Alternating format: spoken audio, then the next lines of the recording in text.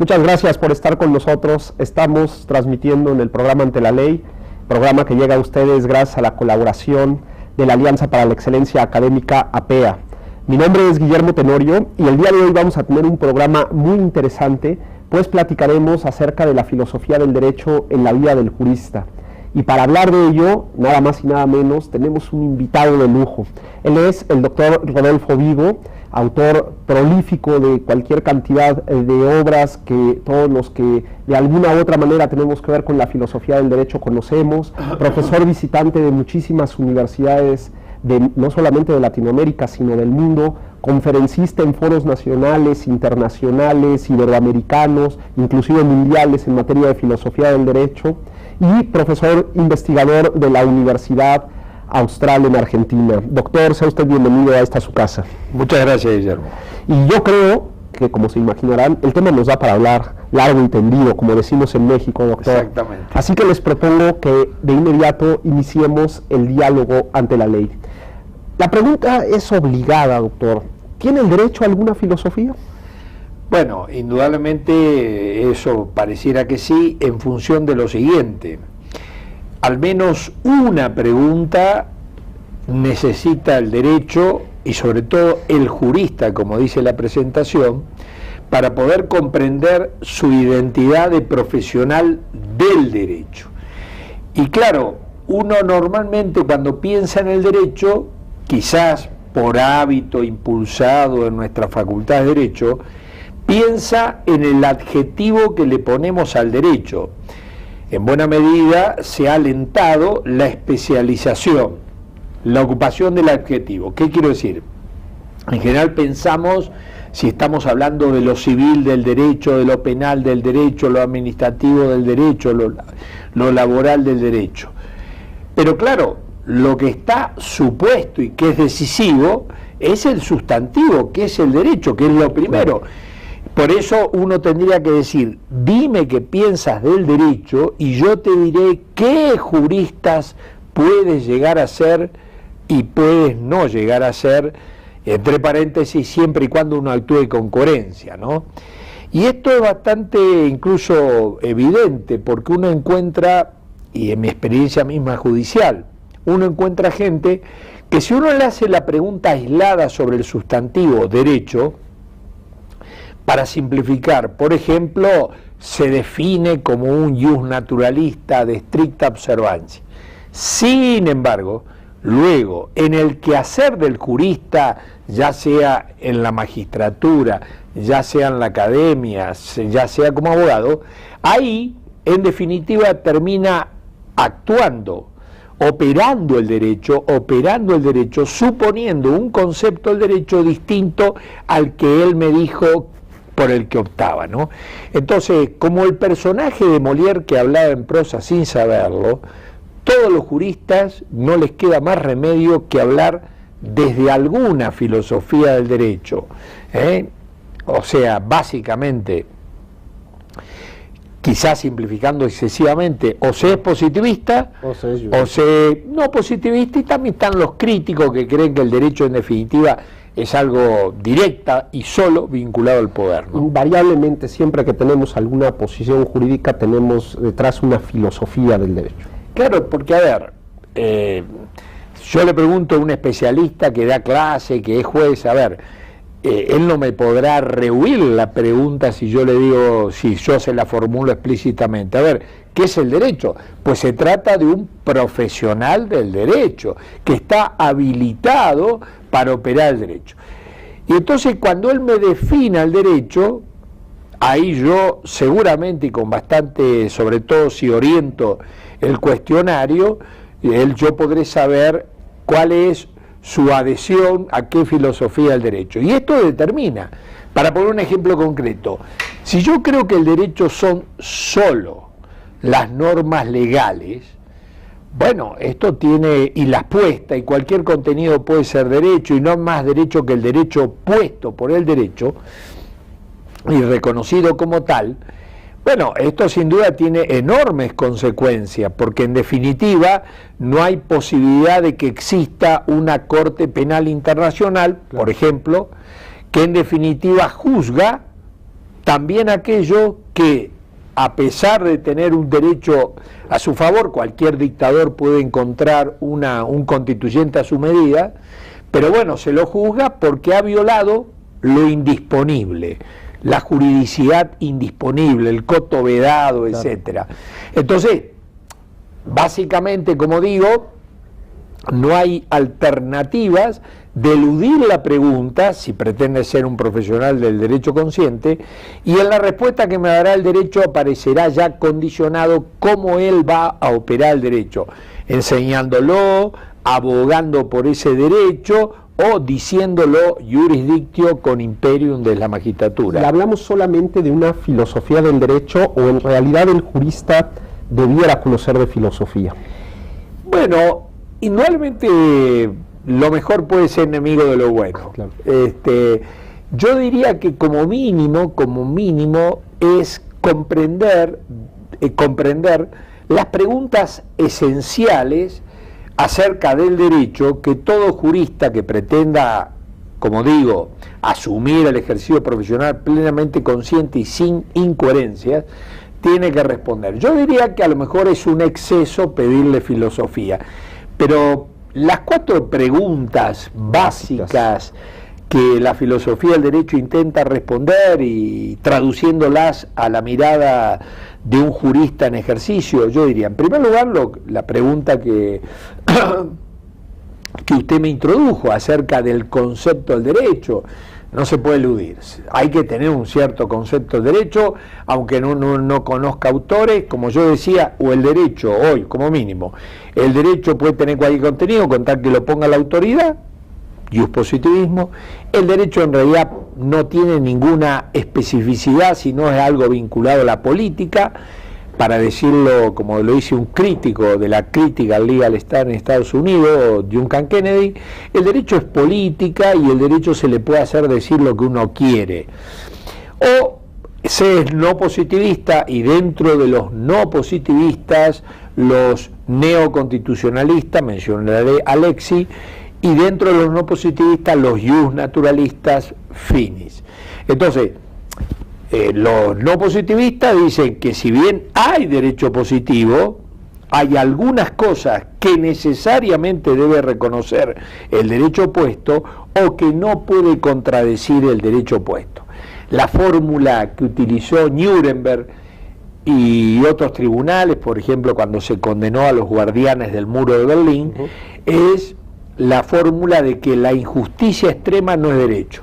Dicho de otra manera, no vamos a reconocer esto que puso la autoridad, que es, según el procedimiento establecido, publicado en el diario oficial, que no contradice la Constitución, que estaba vigente socialmente, pero éticamente no resiste que lo reconozcamos como derecho. Por ende, los que pretendían ampararse en esa ley, no será reconocido esa ley como derecho por su contenido ético absurdo, dado que viola de una manera grave y evidente la justicia, ¿no? Entonces, nada más para recapitular, el jurista deberá tener un conocimiento básico de la filosofía, ¿no? Exacto. Y tendrá que volcarse al conocimiento de la filosofía del derecho para responder a preguntas de carácter fundamental de su disciplina. Esto en estos términos. Claro, seguramente la gente que nos está viendo dirá que a lo mejor nunca estudió filosofía del derecho, porque pasa. Es lo más probable. Dirá, pues sí, claro, yo a lo mejor tengo una visión del derecho totalmente legalista. Sí. O a lo mejor con este tema del nuevo paradigma de los derechos humanos, pues a lo mejor yo no soy totalmente legalista y pienso en la interpretación, o yo creo que el derecho es solo política. En la validez. ¿Cuáles serían las perspectivas filosóficas más importantes? Bueno, yo diría, se me ocurre, ¿no? Antes entraría con algo que usted introdujo que me parece muy importante rescatar para asumir la realidad. En nuestra Facultad de Derecho siguen, en términos generales, no todas, inercialmente un modelo para formar a los futuros juristas que en realidad era funcional al Estado de Derecho legal. Un Estado positivista que se inventó en Francia revolucionaria, pero que entró en crisis a partir de la Segunda Guerra Mundial. Porque a partir de la Segunda Guerra Mundial, de Nuremberg simbólicamente, empieza a construir Europa el Estado de Derecho Constitucional, y desde ahí se extiende desde Europa, se extiende por toda Europa, Alemania, Ley Fundamental de Bonn del 49, por señalar dos constituciones importantes, Constitución Española 1978, y el proceso que, para también indicar alguna fecha del derecho mexicano, a partir del año 94, 1994, en fin, el Estado de Derecho Constitucional. Claro, en el Estado de Derecho legal, donde se suponía que la ley, el derecho era solo lo prescripto por la ley, que además se suponía que a la ley la hacía la voluntad general infalible. El jurista que se necesitaba para este modo de entender el derecho era un jurista dogmático, la boca de la ley. Por eso un buen alumno de esta facultad de Derecho se le requieren dos condiciones, y nada más que dos condiciones: mucha memoria y ninguna capacidad crítica. Ninguna capacidad crítica. Entonces, eso es desde una perspectiva, lo podríamos decir, totalmente positivista. Totalmente positivista, y por eso estoy acudiendo a nuestra experiencia que probablemente compartamos, pero yo sí la viví así. A mí la filosofía de derecho me pareció una pérdida, a mí y a mi padre y a mis hermanos, una pérdida de tiempo absoluta. Porque todo lo decía la ley. Todo lo decía la ley, y había que estudiarla y repetirla. Pero claro, ahora en tiempo del Estado de Derecho Constitucional, que es lo que introdujo la Ley Fundamental de Bonn del 49, es que el derecho y la ley no son lo mismo. Y el derecho, básicamente hoy, está constituido fundamentalmente por los derechos humanos. Y comprender los derechos humanos, por supuesto, supone ir más allá de la ciencia jurídica e introducirme en cuestiones morales, porque en definitiva los derechos humanos, moral rights, en la terminología anglosajona, son contenidos morales y forma jurídica. ¿Qué es la dignidad humana? Por supuesto, ningún científico puede hacerse cargo de respondernos. Más allá que todos los científicos necesitarán la respuesta sobre qué es la dignidad humana, la respuesta la obtendrán en las clases de filosofía del derecho, antropología, filosofía moral, etcétera, ¿no? Por eso también estos cambios en muchas constituciones en cuanto que el Estado ya no otorga derechos, sino reconoce derechos. Yo le propongo, doctor, que vayamos a un pequeño corte. Vale. Y regresando, sigamos ampliando esta respuesta, porque todavía nos queda otra postura filosófica y filosófica importante, que es este asunto del justnaturalismo, y que me parece que en esta última respuesta que usted nos está dando ya nos está allanando el camino para entrar de frente a ella. Correcto. No se vayan, estamos con una plática muy interesante con el doctor Rodolfo Vigo. Estamos platicando sobre la filosofía del derecho en la vida del jurista. Volvemos en un minuto.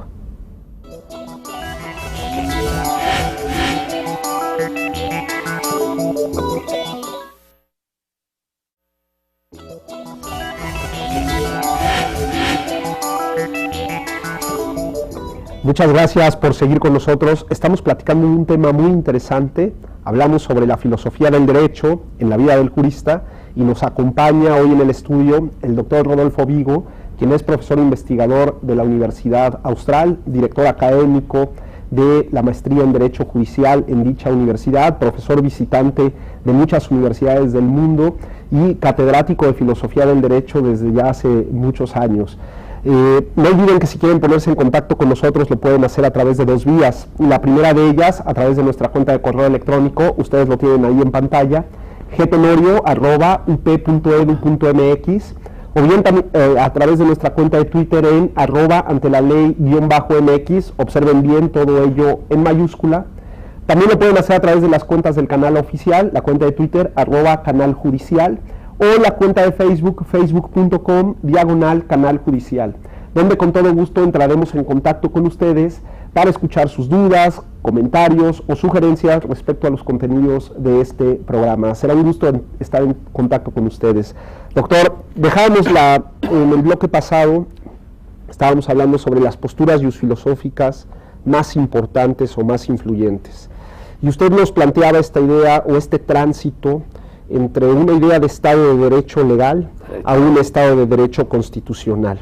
Un Estado de Derecho legal que en realidad deja poco a la creatividad del jurista. Un Estado de Derecho legal que ciñe al texto de la ley y el derecho, lo reduce, lo simplifica, es totalmente dogmático.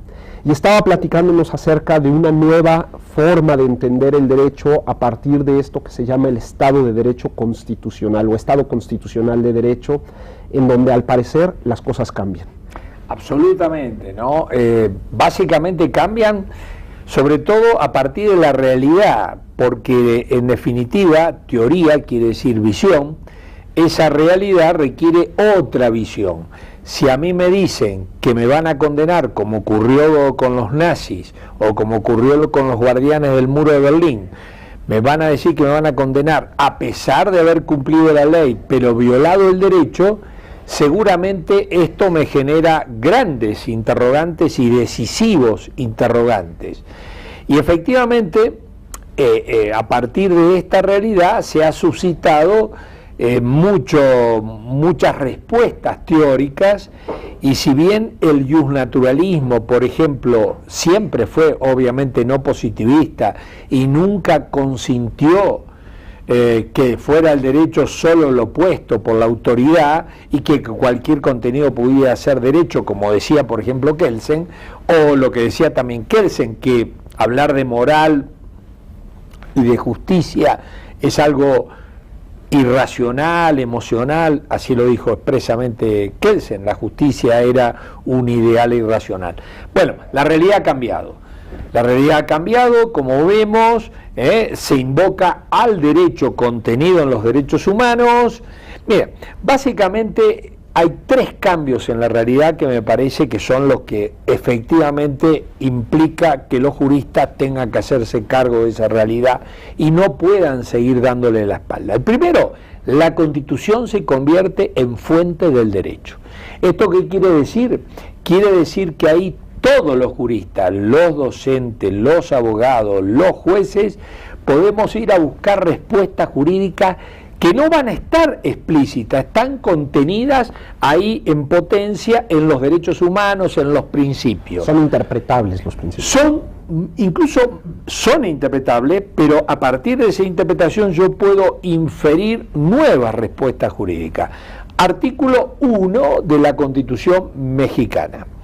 En segundo lugar, otro cambio que se produce en la realidad, que en la Constitución, como dice Habermas, la moral emigra del exterior del derecho al interior. Se introduce la moral racional, no la moral social, la moral racional al derecho.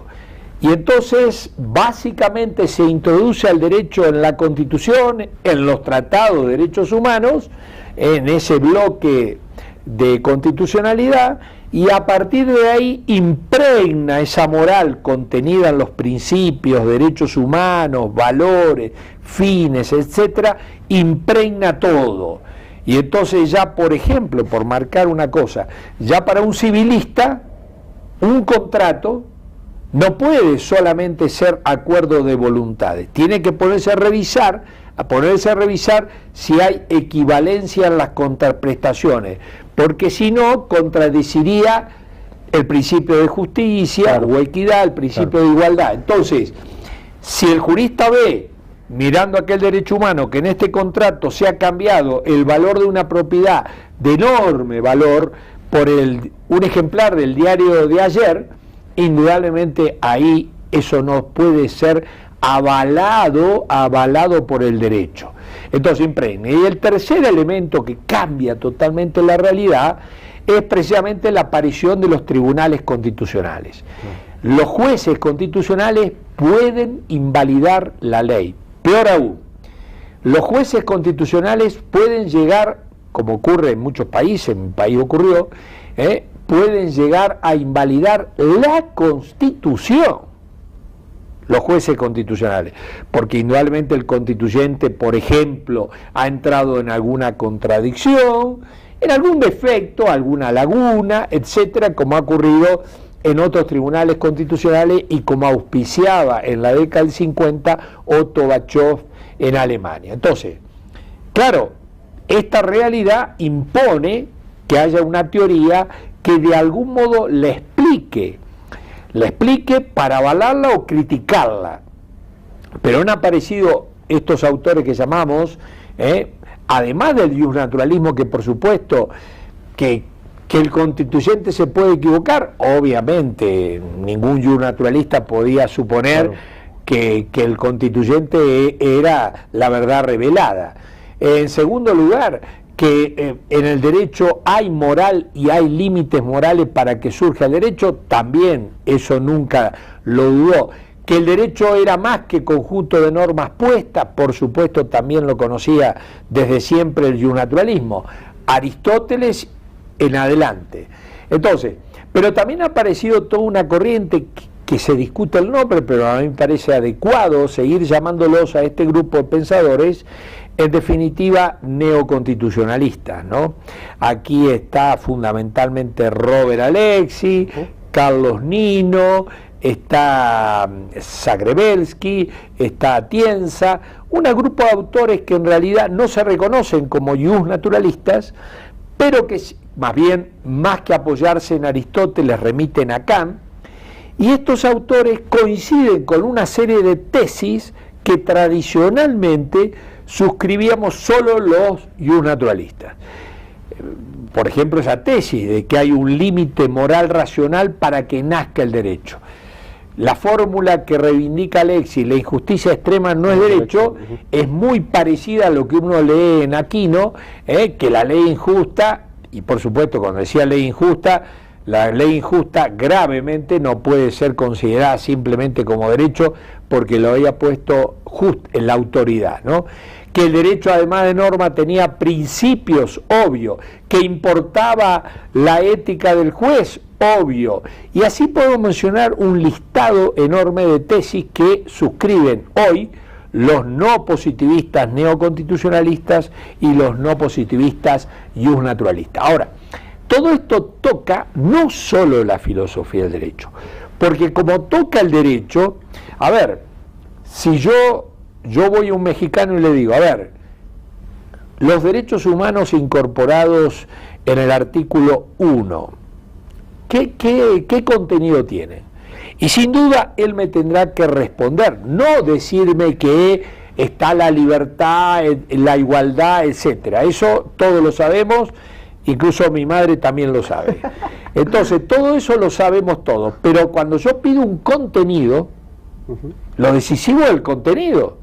Probablemente ninguna constitución ya aparezca redactada diciendo que se propone violar la libertad, la igualdad, ser injusta. Pero el problema, bueno, lo recordaba Maritain cuando redactaron desde la UNESCO, él estaba trabajando en UNESCO, la Declaración Universal. Lo fácil que era ponerse de acuerdo en la nómina, con tal de que no se discutiera el contenido. Lo que hay que discutir es el contenido. Todos estamos de acuerdo que existe la libertad, pero un liberal la definirá en un sentido, un totalitarista... Ahí, a eso me gustaría preguntarle, porque la filosofía del derecho en muchas ocasiones está en manos de ideologizarse. Bueno, la palabra ideologizarse puede ser entendida en diversas maneras, ¿no? Puede tenderse en un sentido más clásico, al modo que lo entendió Marx, pero supongo que la pregunta es la presencia de la moral y todo lo demás. Lo que pasa es que en muchas ocasiones el contenido de la ley y los alcances que puede tener este contenido, en temas polémicos, que son los que normalmente más ruido hacen, pues lleva inclusive a algunos tribunales constitucionales a tener un sesgo ideológico en el fallo o en la traducción del contenido material de ese principio que queremos desarrollar. Sí, acá todos estos autores neoconstitucionalistas y naturalistas coinciden en afirmar que existe una razón moral. Hasta ahí, en el sentido de que frente al escepticismo respecto a esta razón de autores como Kelsen o Ferrajoli, que creen que en materia de discusiones morales no hay la posibilidad de la razón, estos autores coinciden que es posible una razón moral. De todas maneras, una razón moral una razón práctica, como se llama, a diferencia de la razón teórica que se limita a describir. La razón teórica, la de un físico, me puede probar a cuántos grados hierve el agua. Demostrar. La razón moral lo único que puede hacer es mostrar razones. Hay y probablemente haya gente absolutista, nazis. Muy bien. Claro, el hecho de que existan los nazis no quiere decir que estén justificados racionalmente. Entonces, ¿qué tiene que hacer uno frente a los nazis? Aducir razones para que la razón de ellos comprenda las razones por las cuales, las razones morales, por las cuales nosotros le tratamos de informar que están equivocados. Claro, es probable que ellos insistan en ese error moral, pero el hecho de que insistan no convierte el error en verdad. Entonces seguiremos insistiendo en la razón y en las razones que nos llevan a condenar el nazismo, la esclavitud, la violación de los derechos humanos, etcétera, etcétera. A ver, que a mí me digan que en la moral de algunas regiones de la India existe una moral de casta, y si alguien se enamora y con alguien de una casta superior, eso va a ser derecho, aunque el derecho lo disponga, sería absurdo consentir que el derecho puede avalar semejante absurdo, irracional, ¿no? Entonces, hay una moral social que seguramente el derecho trata de proteger, pero luego viene la moral racional, la de los derechos humanos, desde las cuales juzgamos y decimos, este pueblo que no deja ser candidata a elecciones a una mujer, que la pida una mujer por infidelidad, etcétera, cuando uno lo juzga de una moral racional, llega a la conclusión de que eso es una locura. Claro. Aunque lo avale el derecho, aunque los juristas le digan que tienen razón, apelando al derecho consuetudinario, al derecho que sea, eso no puede ser avalado. Pero claro, y la realidad siempre ha mostrado estos absurdos, y lo que nos cabe es seguir apostando a la razón, aducir razones, razones dispuestas al diálogo, razones dialógicas, y tratar de convencer el que está en el error. Hay un tema que también llama la atención, porque en ocasiones cuando hablamos de la filosofía del derecho, sobre todo en la educación jurídica de Latinoamérica o de Europa continental, como que no pensamos en el mundo anglosajón. ¿Aporta algo el mundo anglosajón a esta transición? Sí, muy bueno. Porque, claro, parece bastante evidente el contraste, cómo se forma un jurista en nuestra Facultad de Derecho y cómo se forma un jurista en la Facultad de Derecho anglosajonas. Porque, bueno, yo recuerdo hace unos años, si uno repasaba los profesores en Oxford, se podía sorprender porque de una decena, por decirlo así, se podía encontrar a lo mejor con 3, el 30%, profesores de filosofía y derecho de la talla y de la diversidad de Dworkin, de Raz y de Finis. Dworkin, un post-positivista, neo y un naturalista, como lo queramos llamar, Raz, el discípulo de Hart, un positivista, y Finis, un naturalista aristotélico-tomista. Claro, entonces ahí uno no necesita hacer esfuerzo para que el jurista se interese, porque esto se promueve. No nos olvidemos que Dworkin lo contrataron desde Estados Unidos para que suceda a Hart. Entonces, en cambio, nuestra Facultad de Derecho, siguiendo el modelo de universidad napoleónica, porque esto lo inventó Napoleón, la currícula esta que conocemos, una currícula en donde se estudia los códigos y se repite. Entonces, el Civil 1 del libro primero, el Civil 2 del libro segundo, y las materias que no tienen código son materias que en definitiva carecen de una existencia fuerte en la currícula, y por eso cuando vienen cambios en los planes de estudios, los únicos preocupados son los que no enseñamos código. Es correcto. Son los que no enseñamos código. Los demás quedan tranquilos, pero creo que esto va cambiando Y la trampa que están haciendo la Facultad de Derecho, la trampa, consiste en mantener la inercia para el grado, y han ido apareciendo posgrados que se ocupan de los temas que sí importan en la realidad y que la Facultad de Derecho ignora. Claro. Derechos humanos. No solo normas, sino principios. Argumentación y no interpretación. Razón práctica, moral, moral racional. El tema de la crisis de la soberanía. Desbordamiento de las fuentes del derecho. Judicialización del derecho. Una serie de temas que el alumno del grado no se va a enterar. Y solo se va a enterar si asume un posgrado. Por eso, un poco mi propia experiencia. Yo en el posgrado, en realidad, tengo la autoestima alta, como corresponde a un argentino, pero en el grado la autoestima mía es muy baja. A mí me llama la atención, y perdón que regrese al tema del rule of law, la forma en la que en el mundo anglosajón se enseña el derecho. Muy método del caso, muy con el derecho puesto en la vida cotidiana, como que un derecho que emerge de la entraña de la sociedad, mientras que aquí lo estudiamos a partir de la ley. ¿Cómo este tránsito al Estado constitucional de derecho tiene una fuerte tradición también anglosajona, ¿no? Ahí me parece que podríamos hablar a lo mejor de la influencia de estos autores que usted destaca ya en la filosofía del derecho. Sí, yo creo que efectivamente cuando uno analiza las tres características del Estado de Derecho constitucional, la Constitución es una fuente del derecho. Sin duda, donde apareció claramente expuesta esta idea es a partir de Marbury versus Madison. Vamos a controlar la ley desde el derecho de la Constitución.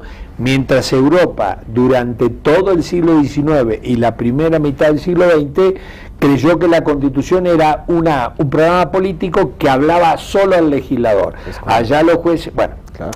Cuando uno piensa que en la Constitución hay moral a través de los rótulos, derechos humanos, principios, valores, obviamente eso nunca lo negó la Constitución, ni el constitucionalismo norteamericano, por señalarlo en una fórmula de Dworkin, lectura moral de la Constitución. Claro. Mientras que a mí en el grado me enseñaron que una cosa era la moral y otra cosa era el derecho. Claro. Y allá parece evidente que no hay otro modo de leer la Constitución que incluyendo la moralidad. Si uno va a los jueces constitucionales, obviamente otro invento norteamericano, porque el Tribunal Constitucional que pensó e integró Kelsen, el austríaco, allá en la década del 30, sin duda fue un tribunal constitucional distinto a los actuales escogidos por Europa, porque ese Tribunal Constitucional se limitaba, era legislador negativo, así lo llamó, representante del poder legislativo, y que hacía meramente control formal y procedimental, porque Kelsen no quería obviamente incluir dentro del derecho ni principios ni derechos humanos, como aparece en su obra póstuma en el capítulo 28 de Teoría General de las Normas, en polémica con Joseph Esser. Claro, porque es teoría pura, entonces si dejaba los derechos humanos, los principios, introduciría la moral, ¿no? Y además una moral que se pretendía racional cuando él creía que la moral era algo emocional, algo irracional. Efectivamente, yo creo que buena influencia, ¿no? No cabe ninguna duda que esta cuestión, cuando uno va al rule of law anglosajón y lo que se ha llamado por la jurisprudencia norteamericana de una manera pacífica, el test de razonabilidad, es decir, los jueces que tenemos que mirar solamente si la dio el órgano competente, si respetó el procedimiento y no viola la Constitución, no, tiene que analizar la razonabilidad. Es que si no, es pensar que los ciudadanos o son tontos o son dogmáticos, porque si a mí me dice el legislador o el constituyente, me dice, dado que quiero que vayas a Estados Unidos, me dice acá en México, dado que empecé a caminar para el sur, claro. ¿Te tomaron el pelo? ¿Qué espera? ¿Que vaya hasta la Patagonia, cruce el Polo Sur? Y es ridículo, test de razonabilidad, ¿no? Y justamente esto, perdón, pero esto me parece que justamente incardina muy bien con lo que decíamos de los autores. el derecho a razón. Eso es lo que dijo Aquino, ordinatio rationi, y esto es lo que dice Alexi. El Estado de Derecho institucionaliza la razón dialógica práctica. Entonces, el derecho tiene que ver con el diálogo racional, la razón, institucionaliza la razón. Doctor, nos ha hablado de Finis, Dworkin, Hart, Alexi. Me gustaría que, regresando del corte, nos dijera por dónde comenzar. Alguien que quiere entrarle al tema de la filosofía del derecho, ¿por dónde inicia? No se vayan, estamos platicando de un tema muy interesante que es la filosofía del derecho en la vida del jurista, con un auténtico experto en la materia. Él es el doctor Rodolfo Vigo. Volvemos en un minuto.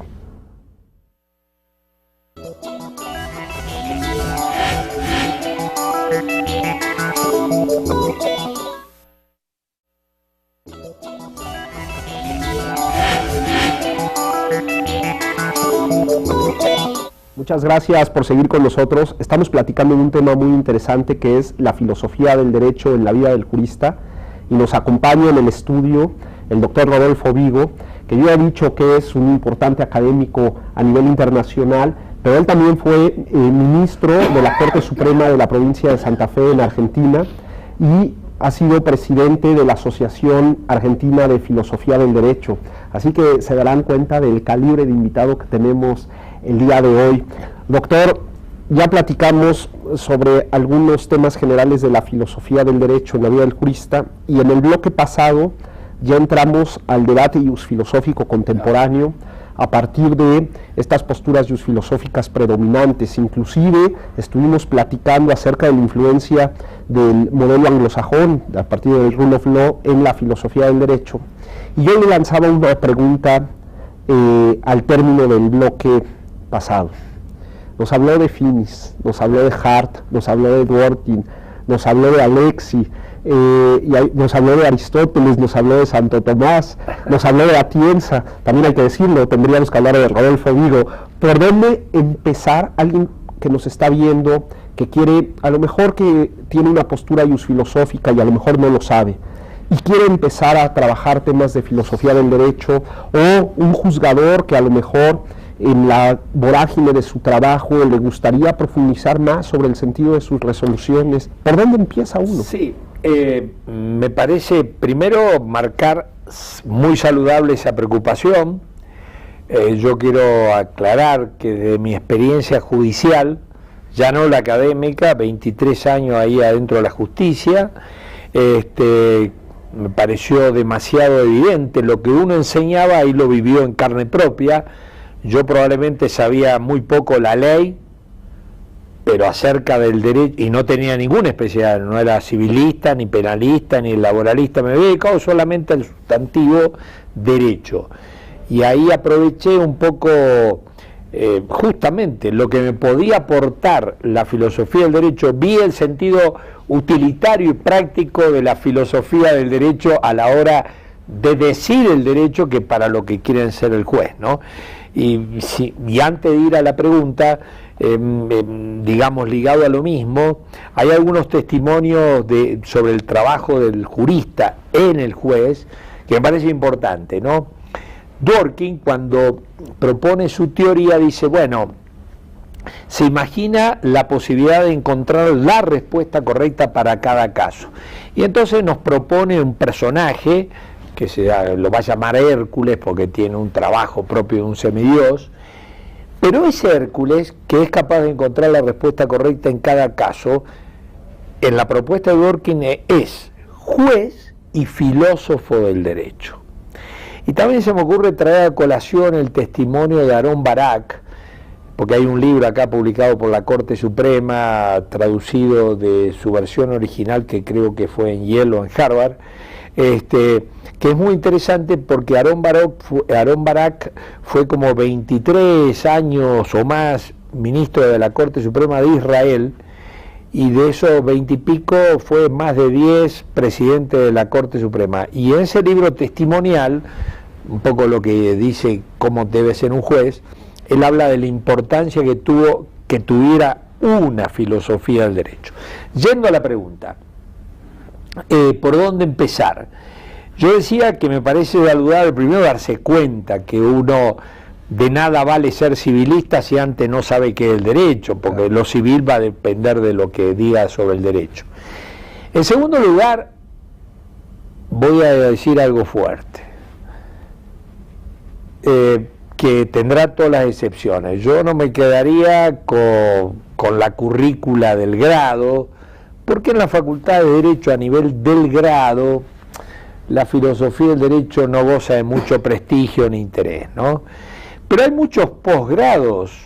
Nosotros en la UBA, en la Universidad Nacional de Buenos Aires, tenemos una maestría en filosofía del derecho, que por cierto asiste mucha gente del exterior. Yo estoy en el consejo académico ahí con Eugenio Bulíguin y Carlos Cárcova, como se ve, muy diversas orientaciones. Buscar en posgrado, ¿no? Y yo diría que para asumir una postura filosófica se necesita alguna orientación, porque mi experiencia indica que apropiarse de alguna teoría del derecho, tener un concepto de derecho asumido, no es una cuestión de erudición, empezar a leer alocadamente. A veces veo yo gente que me dice, empecé a leer Alexis, no entiendo la teoría de la argumentación, la teoría de los derechos fundamentales. Es que para mí tenés que leerte concepto y validez del derecho. Por ejemplo, digo, recurrir a la orientación de alguien que sepa para aconsejar los libros adecuados. A mí me viene esa gente y yo le digo, bueno, a ver, le hago alguna entrevista para saber qué orientación. Yo no voy a cambiar la orientación que cada uno quiera adoptar. Y yo veo a veces afinidades positivistas, críticas, naturalistas, neoconstitucionalistas, y entonces trato de orientar como para alimentar. Lo importante es que él tenga una postura asumida, siempre sujeta a revisión, siempre sujeta a revisión. Lo que no puede es picotear, ir a la cancha de fútbol y estar en la porra de los Pumas y luego las Chivas, claro, de Boca, de River. Él tiene que ir a la cancha y se tiene que ubicar en algún lugar. O va a la cancha para alentar a Boca o va a la cancha para alentar a River. Entonces, yo diría buscar algún consejo, y ese consejo me parece que el profesor que lo dé tiene que buscar afinidades. Bueno, a ver, ¿qué leíste? ¿Qué te motiva? ¿Qué interés? ¿Qué posición? ¿Qué respuesta me da a esta pregunta? Y entonces empezar con elemental. Las 4 preguntas que él va a tener que responder si se toma en serio qué es el derecho. Primero, un concepto del derecho. Como dije ya, positivistas, críticos, no positivistas y un naturalista o neoconstitucionalista.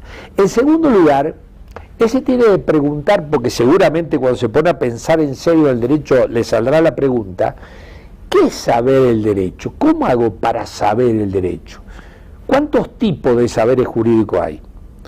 Entonces, ¿el saber jurídico es algo que solamente describe, como pensaba Kelsen? ¿O el saber jurídico es algo que puede prescribir, dirigir, como piensan los neoconstitucionalistas?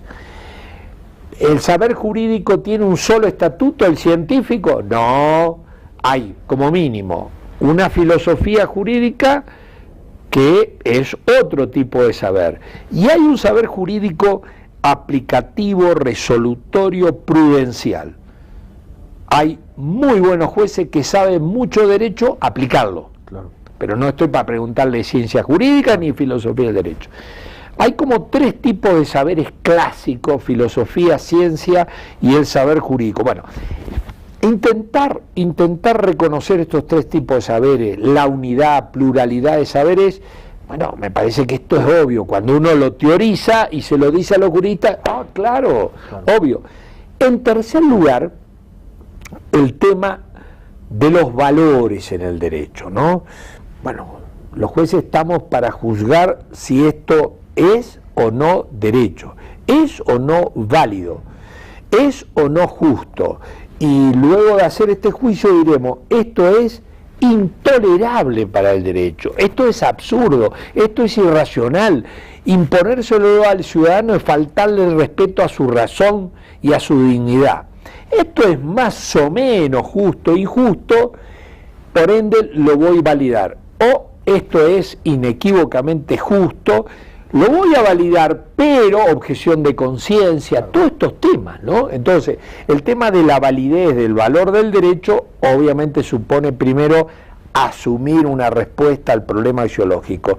Y el cuarto problema es qué estructuras lógicas yo puedo ver el derecho. Por ejemplo, ¿hay solo lógica formal o hay retórica? Claro.